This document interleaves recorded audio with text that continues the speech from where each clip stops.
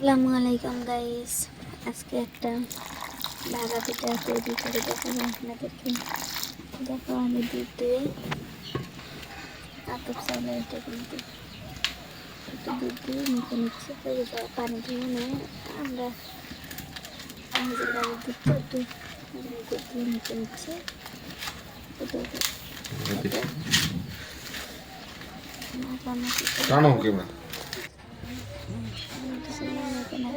কিশমিশ, নারকেল গুঁড়ো, মিঠাই দিয়ে এটাকে একটা পেস্ট করে দেব।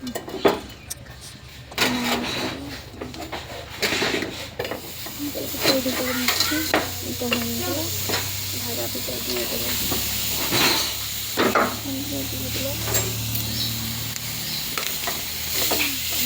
ভাজা করে নিয়ে হয়ে গেছে।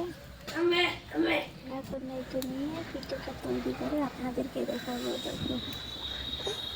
আটা দিয়ে একটা হাঁড়িতে একটা কাচের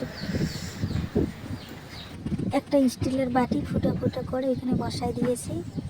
দিয়ে তার উপরে একটা নারকেলের দিয়ে একটা প্লেটে নিয়ে তৈরি করতেছি। প্লিজ আপনাদের ভিডিওটা ভালো লাগলে একটা লাইক দিবেন।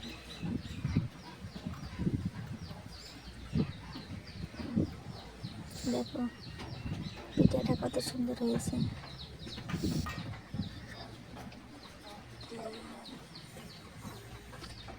এখন এটাকে ঢেলে নেব। ঢেলে নিলাম। কত সুন্দর হয়েছে, সফট, খেতে কিন্তু দারুণ হয়েছে।